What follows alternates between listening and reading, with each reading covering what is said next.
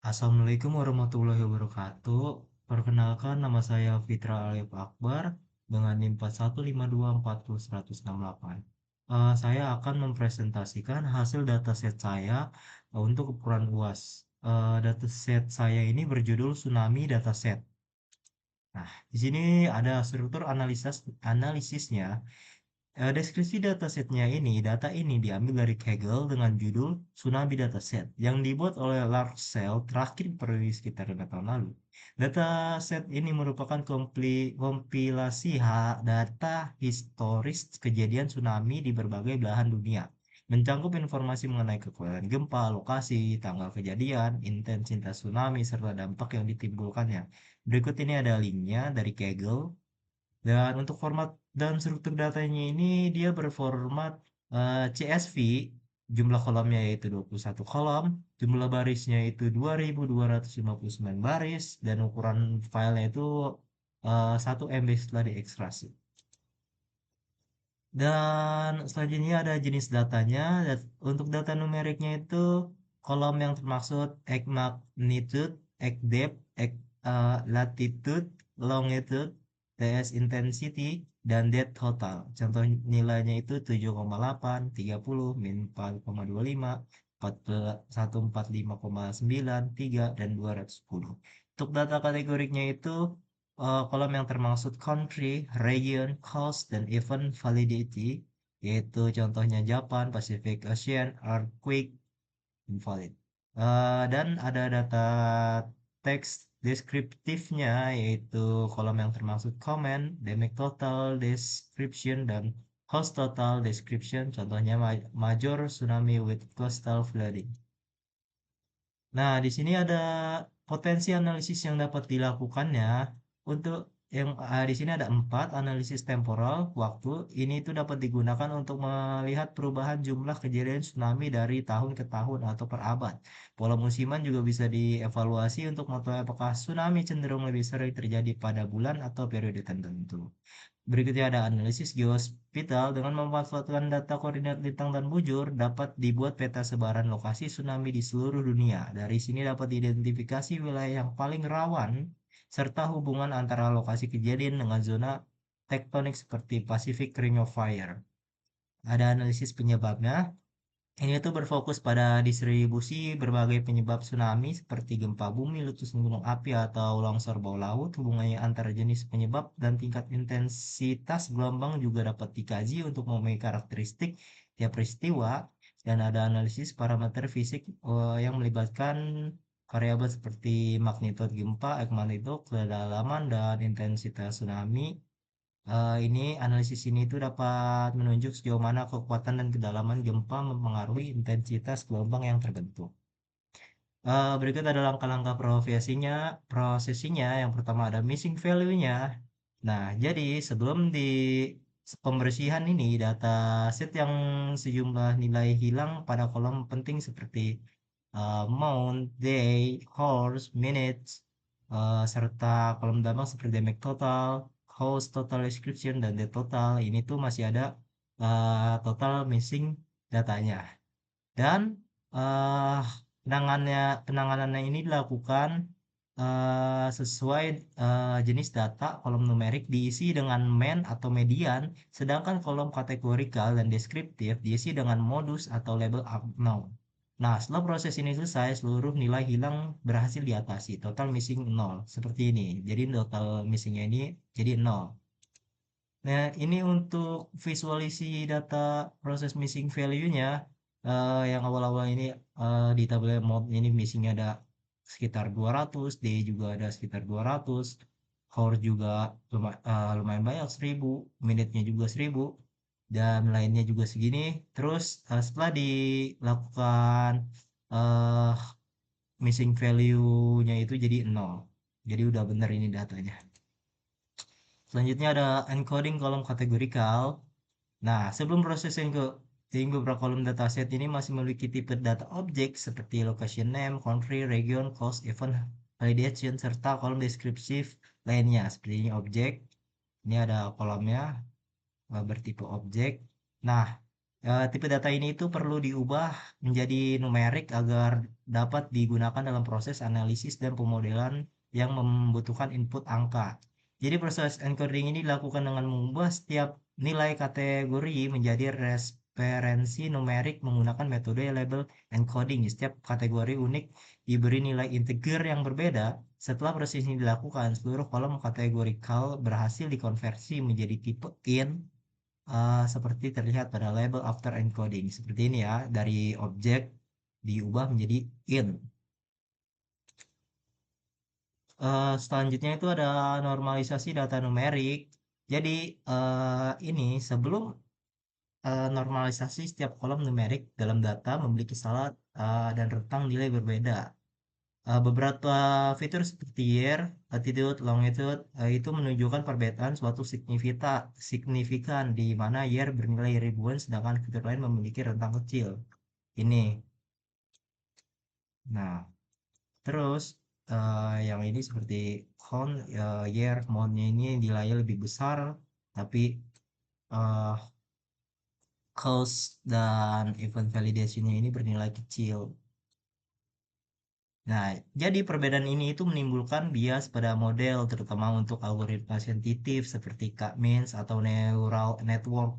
Nah, untuk mengatasinya itu dilakukan normalisasi menggunakan metode min-max scaling dengan fungsi min-max scaler dari pustaka clear processing. Setelah proses ini, seluruh fitur numerik memiliki skala seragam 0 sampai 1, di mana nilai minimum menjadi 0 dan maksimum menjadi 1 sehingga dataset lebih seimbang dan siap digunakan untuk analisis serta pemodelan machine learning.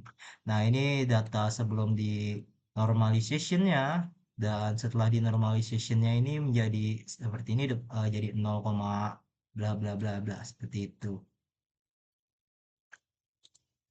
Nah, ini untuk visualisasinya ya seperti ini visualisasinya magnitudo gempanya diubah jadi 0,0, 0,2, 0,4, 0,6, 0,8, 1,0. Dan selanjutnya ini ada tampilan median, modus, varian, dan standar deviasi. Nah, di sini ID, years, month, day, horse, minute, latitude, longitude, magnitude, depth, dan test intensity-nya itu di sini ada mean dan median, modus, variance, dan standar deviasinya. eh untuk warna birunya itu tuh nilai mean tertinggi dalam kolom ini dan merahnya ini untuk nilai terendahnya. Jadi, data tsunami memiliki sebaran lokasi dan waktu yang luas terlihat dari variasi tinggi pada kolom years, latitude, dan longitude. Kolom seperti egg magnitude dan test intensity memiliki sebaran sempit, menunjukkan bahwa sebagian besar kejadian memiliki karakteristik gempa yang mirip. Nah, informasi ini penting sebelum normalisasi karena menegaskan bahwa setiap fitur memiliki skala berbeda dan perlu diseragamkan agar tidak mendominasi analisis model. Berikutnya di sini ada uji hipotesis sederhananya. Jadi di sini p-value yang didapat itu adalah 0,3727, sedangkan tingkat signifikansi alfanya itu 0,5.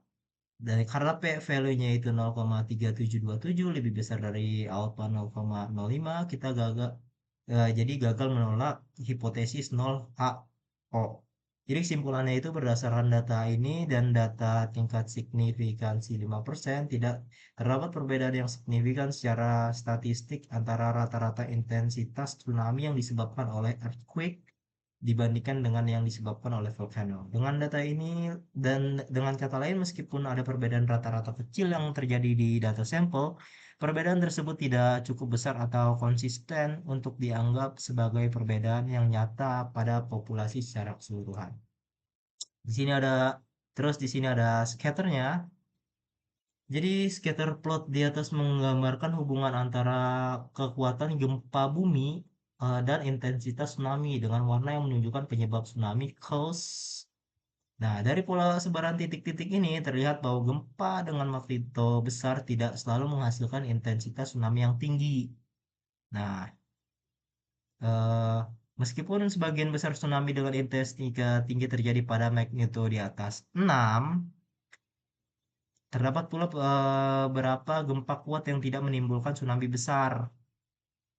Hal ini menunjukkan bahwa faktor lain seperti kedalaman, sumber gempa, lokasi epicentrum, serta kondisi geologi bawah laut turut mengaruhi kekuatan tsunami yang dihasilkan, bukan hanya magnitudo sementara.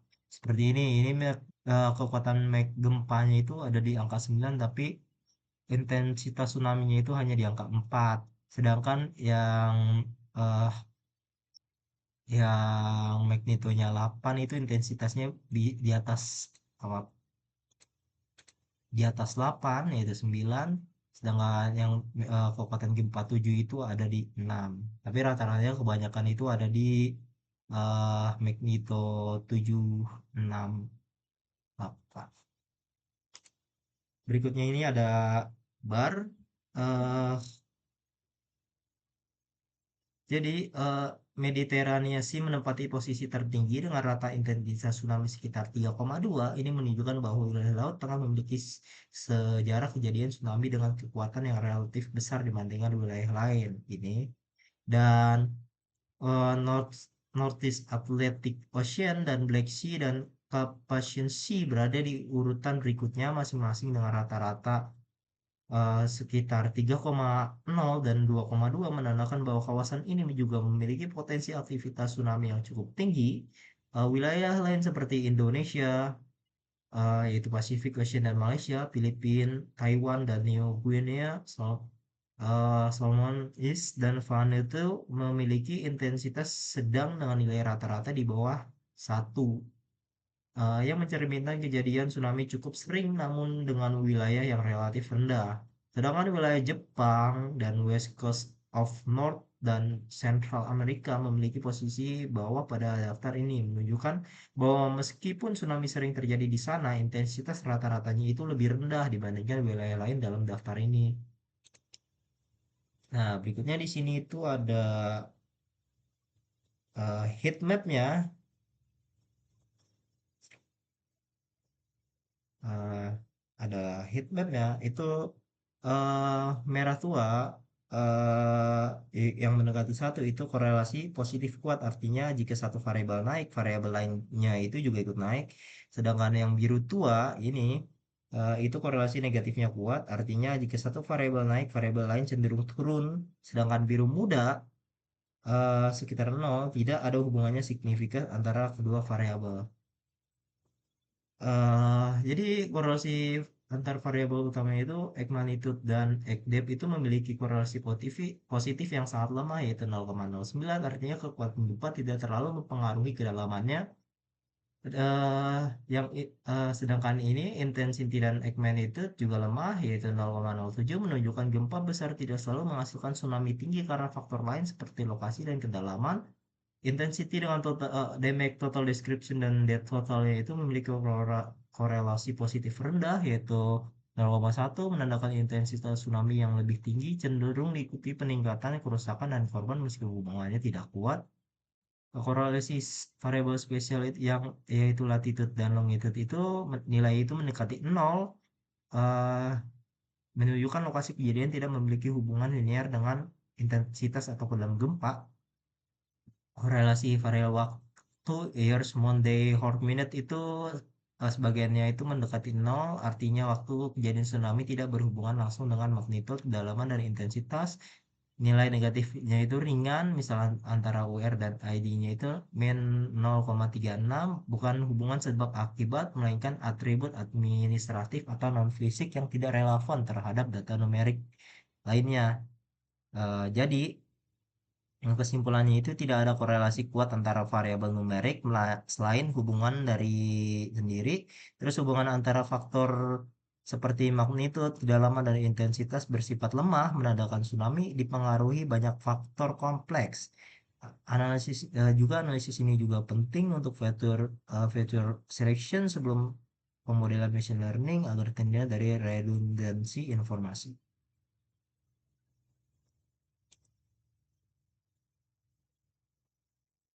Berikutnya ini ada model regresi linear sederhana. yang berisi hasil koefisien nilai MSE atau R2. R. Jadi koefisien yang didapat itu 0,206, interceptnya itu yaitu min 0,7832, MSE-nya itu yaitu 3,6046, dan koefisien determinasinya itu yaitu 0,0143. Jadi grafik ini itu menunjukkan hubungan antara kekuatan gempa dan intensitas tsunami-nya. Nah, menggunakan model regresi linear sederhana, titik biru ini mempresentasikan data aktual, sedangkan garis merah menunjukkan garis hasil prediksi model regresi. Nah, dari grafik ini terlihat bahwa garis regresi hampir sejajar dengan sumbu X.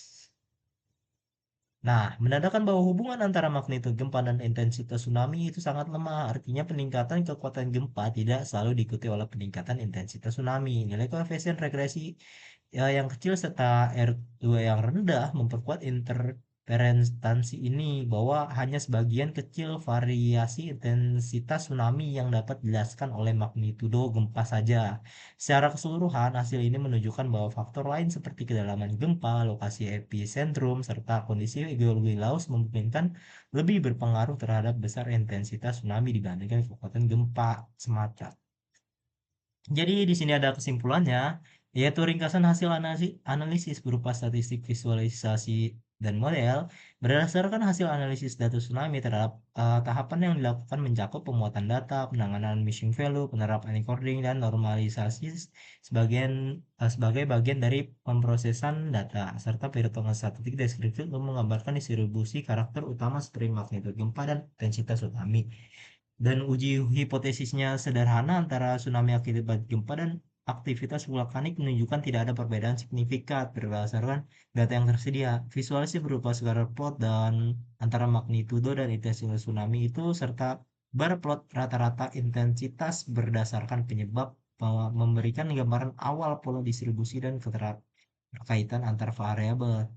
Juga hasil regresi linearnya menunjukkan nilai R2 ini sama dengan 0,0143, menandakan hubungan linear antara magnitudo gempa dan intensitas tsunami itu sangat lemah dan tidak signifikan. Nah, selanjutnya rekomendasi lanjutan berbasis data. Berdasarkan hasil analisis, diperlukan pengayaan variabel dan pendekatan model yang lebih kompleks untuk mendapatkan prediksi intensitas tsunami yang lebih responsif serta mendukung pemetaan risiko tsunami yang lebih akurat di masa depan. Untuk kurang lebihnya, mohon maaf. Wassalamualaikum warahmatullahi wabarakatuh.